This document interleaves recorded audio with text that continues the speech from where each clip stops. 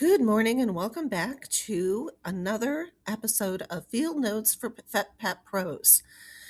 This is our last one in this particular loop of safety culture and probably the most important one we have to go into the month. And for an end of the month,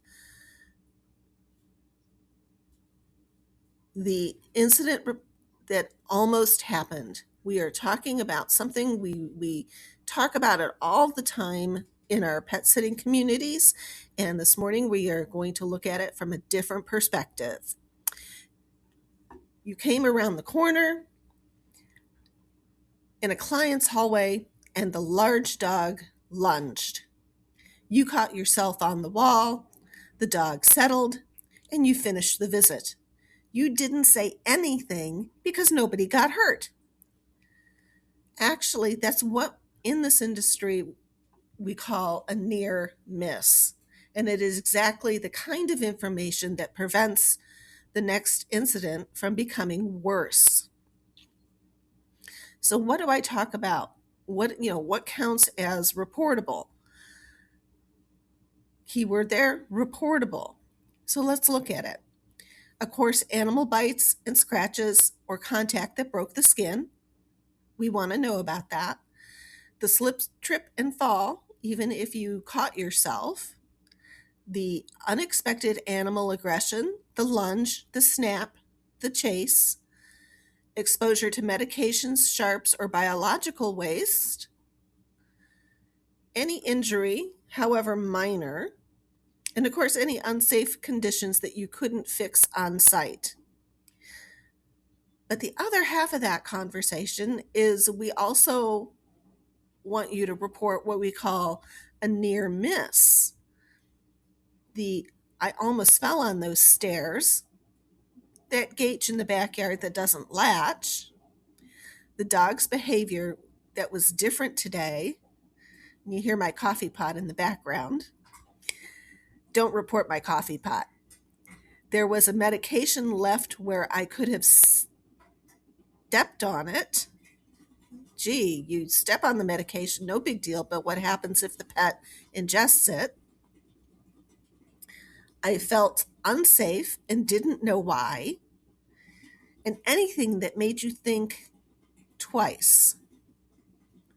So the near miss, why near misses matter more than you may think. What near misses do for us is they allow patterns to appear. They're pieces of data. If one sitter reports a loose gate latch, another mentions the same thing 2 months later at a different property, those two reports together reveal a trend and a training opportunity. Near misses, these are what I call the free warnings. If an injury is going to cost you time and money and potentially someone's livelihood, a near miss costs you just a few minutes to document. And the trade-off is there. The trade-off is very obvious. So that documentation coming in from your team is important because documentation is your protection. If a client questions what happened during a visit or an insurance claim is filed, your accurate, contemporaneous notes are the record that matters. Silence is what completes.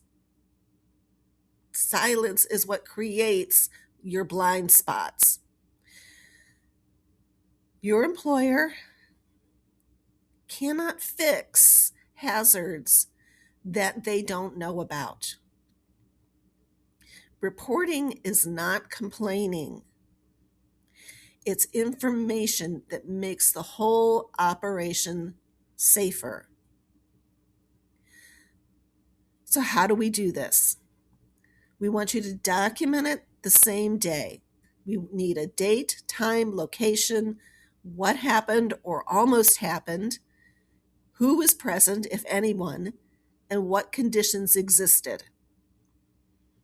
Write it while it's still fresh in your mind. Drop it into the visit notes to the office. Drop it into the notes to the manager. Notify your supervisor directly. Don't assume the written report is enough. Contact your supervisor the same day for anything involving an injury or animal aggression. And don't minimize it. Don't say it was probably nothing. It's not a safety judgment. I'm just going to push through the visit anyway. Let's not do that. Let's change that mindset. Let's report it accurately and let your manager or supervisor or team lead assess whether a follow-up or an adjustment is needed. And you have the right to expect a response. Your employer is required to investigate hazards and these incidents. If you report something and hear nothing back, please follow up. We want to be on your side. As much as we want you on our business team, we want to be on your team too. That's it for this morning on our wrap up for the month of March. Thank you for listening. You know, you can always find us over here on Field Notes for Pet Pros, and hopefully this module for the entire month, where safety starts before we get to the door, what our shared responsibilities are, what stop work authority means in the pet sitting world, and how reporting helps us close that loop and keep everybody safer.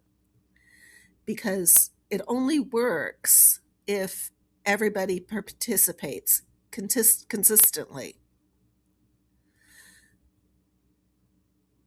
If you're looking for more information, you can find it over on Field Notes for Pet Pros on Substack. And if you need help getting your safety team and culture updated and on board, you can reach out to me over at safetyforpetpros.com. Thank you and have a safe day and have a wonderful week.